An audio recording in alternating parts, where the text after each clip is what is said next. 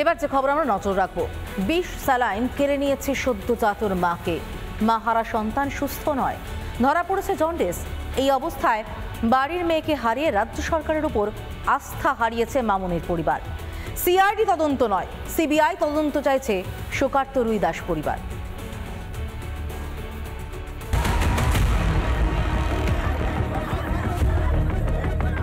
না, আমরা সিআইডির উপরে কোনো আস্থা রাখতে পারছি না, কারণ আমরা চাইছিলাম যে এটা সিবিআই তদন্ত হোক, এটা নিখুঁতভাবে দেখা হোক জিনিসটা। সব জিনিসকে সার্বিকভাবে যাতে তদন্ত করা যায় এবং কোনো জিনিস বাদ না যায়, এর জন্যই আমরা অ্যাডমিনিস্ট্রেটিভ ইনকোয়ারি এবং সিআইডি ইনকোয়ারি দুটোই করাচ্ছি। পশ্চিমবঙ্গ ফার্মাসিউটিক্যালের আরএল নিয়ে বারবার অভিযোগ। বিষ স্যালাইনে মেদিনীপুর মেডিকেলে বলি এক প্রসূতি, কলকাতায় মৃত্যুর সঙ্গে পাঞ্জা লড়ছে আরও 3 প্রসূতি। পেট বাঁচাতে রাজ্য সরকার সিআইডি তদন্ত শুরু করে।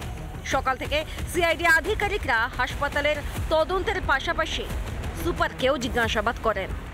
আপনি ছাড়া কোনো ডাক্তার পিজিটি এটাকে এক্সামিন করেছে? যাকে যাকে যেভাবে প্রয়োজনীয়তা আছে ওইভাবেই সমস্ত চলছে। আবার কবে করবে কিছু বলেছে? না। রাজ্য সরকার যতই তদন্ত করাক না কেন, তাতে আস্থা নেই পরিবারের। না, আমরা সিআইডির উপরে কোনো আস্থা রাখতে পারছি না, কারণ আমরা চাইছিলাম যে এটা সিবিআই তদন্ত হোক, এটা নিখুঁতভাবে দেখা হোক জিনিসটা। হ্যাঁ, কি জন্য মারা গেল, কি ভুলের জন্য মারা গেল, আমরাও জানতে চাই। যে আমাদের এই 2টো ছেলে মাহারা হয়ে গেল, কি জন্য হলো, এটা আমরা জানতে চাই।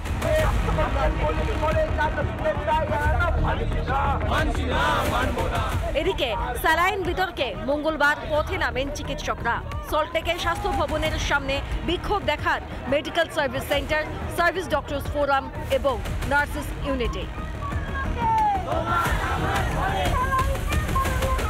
রামপুরহাটেও ধিক্কার মিছিল করে বামেরা। পাঁচমাথা মোড় থেকে রামপুরহাট স্বাস্থ্য জেলার সিএমওএইচ অফিস পর্যন্ত চলে মিছিল। সিএমওএইচ অফিসের সামনে বিক্ষোভ দেখায় বাম ছাত্র যুব ও মহিলা সংগঠন। রিপাবলিক বাংলা। নমস্কার, দেখছেন রিপাবলিক বাংলা। বাংলার খবরকে নিয়ে জ্যাক অলিভার স্টুডিও থেকে আমি সমাদৃতা রয়েছে আপনাদের সঙ্গে। বাংলার খবর মানে আপনার খবর, আপনার পাড়ার খবর। কোচবিহার থেকে কাকদ্বীপ, দার্জিলিং থেকে দীঘা, পুরুলিয়া থেকে পেট্রাপোল। আপনার অভিযোগ, আপনার প্রতিবাদ, আপনার কণ্ঠস্বর। বাংলার খবর কি? আর আজকে বাংলার খবরকে শুরুতেই যে ছবিতে আমরা নজর রাখবো, বাঘা যতীনের ছবিতে নজর রাখবো। বাঘা যতীনে হুড়মুড়িয়ে তাসের ঘরের মতো ভেঙে পড়লো এক বহুতল। সময় তখন ঠিক দুপুর 2:30। হেলে পড়া বাকি আবাসনটিকে সোজা করার কাজ চলছিল, তার সময় ভেঙে পড়ে বাড়িটি। বাড়ি ভাঙার পরেই উঠেছে একাধিক প্রশ্ন। জলা জমি বুঝিয়ে আবাসন তৈরির অভিযোগ উঠছে, পাশাপাশি বাড়ির প্ল্যান পাস হওয়া নিয়েও উঠছে একাধিক প্রশ্ন। নেতাজি নগর থানায় ফ্ল্যাটের মালিকদের ও মেরামত কোম্পানির নামে অভিযোগ দায়ের হয়েছে।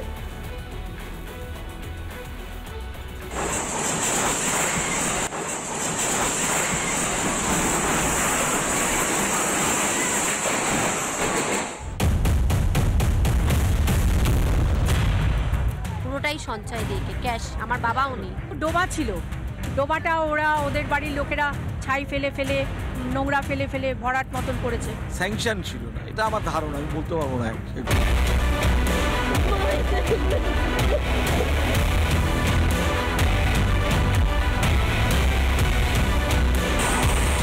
ভরদুপুরে কলকাতায় হুড়মুড়িয়ে ভেঙে পড়ল 4 তলা আবাসন।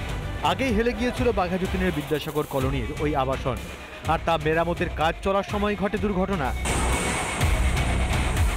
আজ দুপুরে বাড়ি থেকে হুড়মুড়িয়ে ভেঙে পড়ে। এই বাড়ির কাজ চলছিল, আপলিফটিং এর কাজ চলছিল। এই বাড়িটাতে বাঁশ দিয়ে সাপোর্ট দেওয়া হয়েছিল এবং এখান থেকে বোঝানো যা সম্ভব হবে যেখানে আপলিফটিং এর কাজ চলছিল, কারণ বাড়িটি সম্পূর্ণভাবে ক্রমশ, আমি আমার দিক থেকে দেখি তাহলে আমার ডান হাতে ক্রমশ বাড়িটা হেলে পড়েছিল। 2010 সালে আবাসনের কাজ শুরু, 2013 সালে কাজ শেষ হয়। 2013 থেকে 2015 সালের মধ্যে বিক্রি হয় ফ্ল্যাট। বসবাস 8টি পরিবারের। মঙ্গলবার ওই আবাসন ভেঙে পড়তেই হাটে হাড়ি ভেঙেছে। স্থানীয় থেকে পুরো প্রতিনিধি সকলের মুখেই অবৈধ নির্মাণের অভিযোগ। ডোবা ছিল, ডোবাটা ওদের বাড়ির লোকেরা ছাই ফেলে ফেলে, নোংরা ফেলে ফেলে ভরাট মতন করেছে, করে তারপরে প্রমোটিংয়ে দিয়ে দিয়েছে।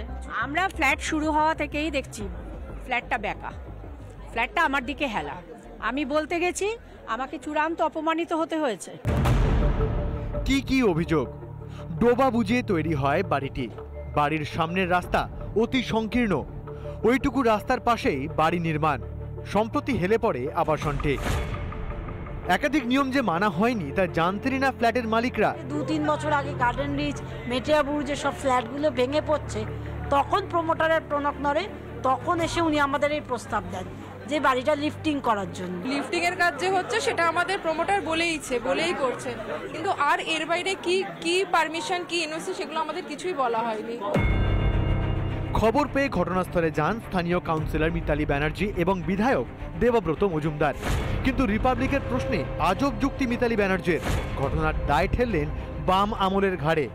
অথচ 2010 সালে যখন এই আবাসনের কাজ শুরু হয় তখন এলাকার 99 নম্বর ওয়ার্ডের কাউন্সিলর ছিলেন মিতালি। যারা 34 বছর আগে কলকাতা কর্পোরেশনটাতে ছিল তারা কেন নজরদারি করেনি? বাড়িটা শুরু হয়েছিল 9 সালে।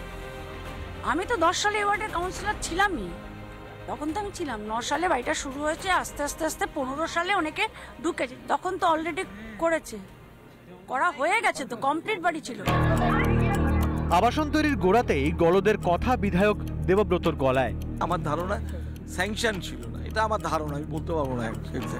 এই যে এখানে যত বাড়ি হয়েছে 99 নম্বর, এই যে ধরো এই পাশের বাড়িটা, এগুলো 20-25 বছর আগে তৈরি হয়েছে, এটাও কোনো স্যাংশন নেই। এই ওয়ার্ডে আমরা বেআইনি বাড়ি প্রায় তৈরি করা বন্ধ করে ফেলেছি।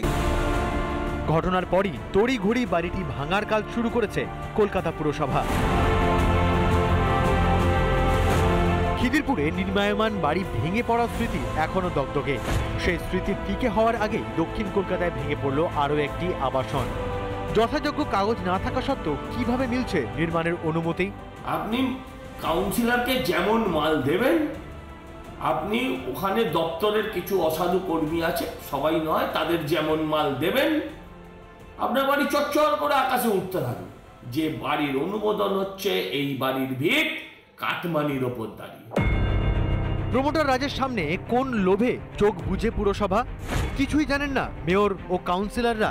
না সব জেনেও জীবন নিয়ে খেলায় মেতেছে শাসক দল? প্রজ্ঞা সাহা ও পিঙ্কি অধিকারীর রিপোর্ট, রিপাবলিক বাংলা। নানা ধরনের কন্টেন্ট দেখার জন্য লাইক করুন, শেয়ার করুন আমাদের ফেসবুক পেজ, সাবস্ক্রাইব করুন আমাদের ইউটিউব চ্যানেল। পাশাপাশি অন্যান্য ব্রেকিং নিউজের জন্য অবশ্যই চোখ রাখুন রিপাবলিক বাংলায়।